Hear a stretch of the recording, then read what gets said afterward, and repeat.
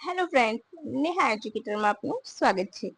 આજે હું તમારા માટે લઈને આવી છું મધ્યમ પદ લોપી અને રૂઢિપ્રયોગ અમુક રાઈટ. તો જે તમારી આવનારી પરીક્ષામાં તમને ખૂબ ઉપયોગી થશે અને તમને 1 માર્ક જરૂરથી અપાવશે.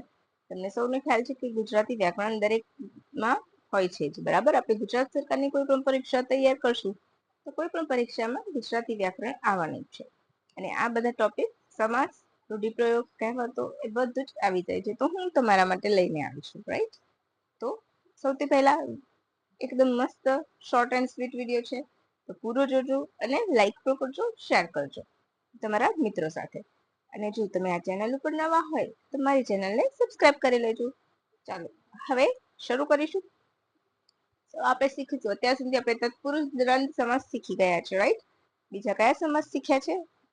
ઉપપદ તત્પુરુષ અને દ્વંદ શીખી ગયા છે. હવે આપણે આજે શીખીશું મધ્યમ પદ લોપી સમાસ, રાઈટ.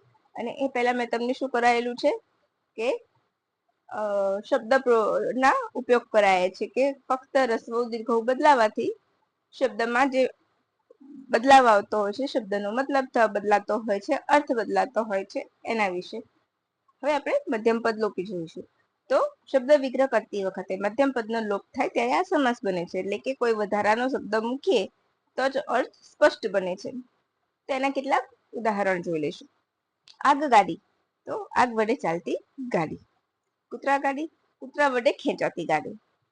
આગબોટ, આગ વડે ચાલતી બોટ. ઘર જમાઈ, ઘરમાં રહેતો જમાઈ. કાંચ ઘર, કાચમાંથી બનાવેલું ઘર. હાથબત્તી, હાથમાં રાખવાની બત્તી. ભાડા ખત, તો ભાડાની વિગતો દર્શાવતું ખત. એ ભાડામાં રાખવાનું, ભાડાનું ખત કે એવું ના થાય, બરાબર. ભાડાનું ખત લખીએ તો એનો મતલબ કોઈ થતો નથી, બરાબર. અને એ કયો નોની નું ના હોય તો કયો સમાસ થશે? ઉપપદ.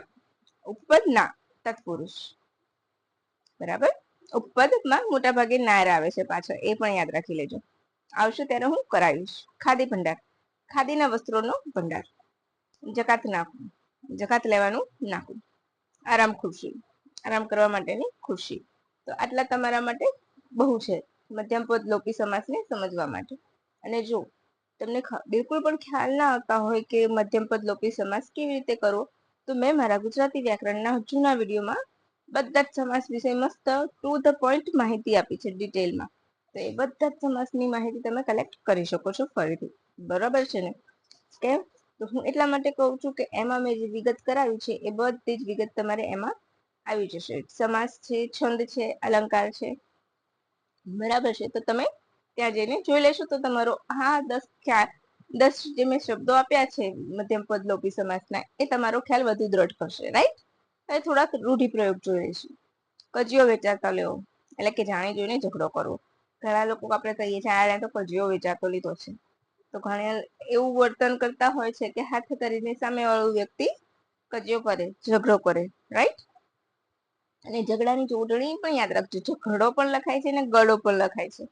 બંને તમારા સાચા અર્થ થાય છે. ઘણી વખત તમને 4 શબ્દ પૂછી લે છે ઓપ્શનમાં અને કયો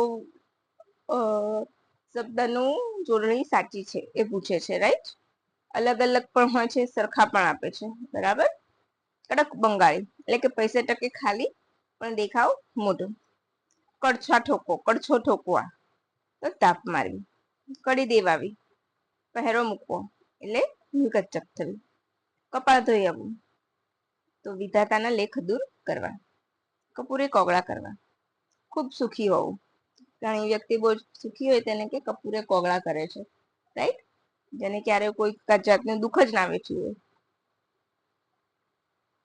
હવે કસુંબા પાણી કરાવવા, સમજૂતી કરાવવી.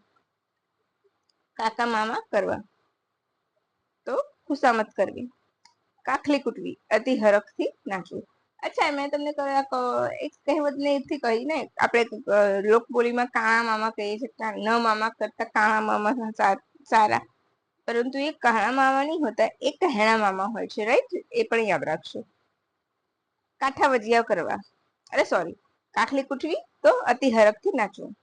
કાચા તાંતણાય તણાય એવું, તો દોરવે એમ દોરવાય.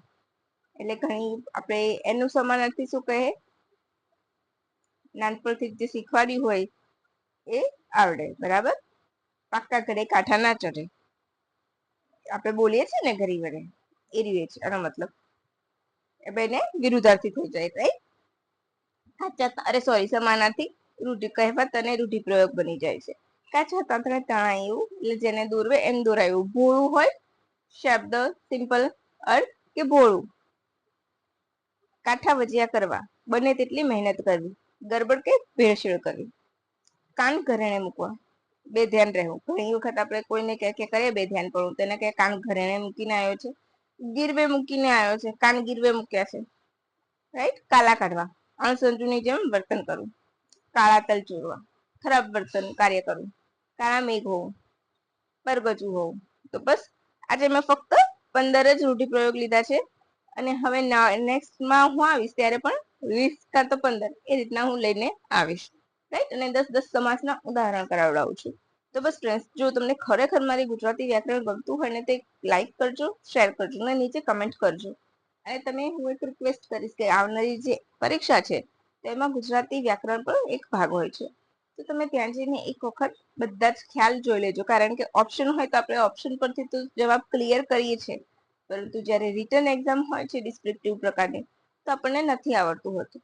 તો જ્યારે એ શબ્દ આપેલો હશે એના ઉપરથી જ આપણે શોધવાનું હોય છે. તો એ મેં તમને કેવી રીતે શોધવું ને એ બધી જ ટ્રીક, બધી જ રીત તમને મેં સમજાવી છે મારા જૂના ગુજરાતી વ્યાકરણના વિડીયોમાં. તો તમે એક વખત એ પણ જોઈ લેજો. અને અહીંયા હું નીચે સમાસની એક લિંક શેર કરી દઈશ, એટલે તમે ત્યાં જઈને એ પણ જોઈ લેજો. અને આની પીડીએફ પણ ખરી. ઓકે, તો ચાલો ફ્રેન્ડ્સ, હવે રજા લઈશું. આજ માટે આપણે આટલું જ રાખીશું. Thank you for watching my video and have a nice day. અને હા, હું આજનું કરંટ અફેર પણ લઈને આવીશ, પરંતુ થોડુંક લેટ થશે. ઓકે, તો ચાલો, બાય ફ્રેન્ડ્સ.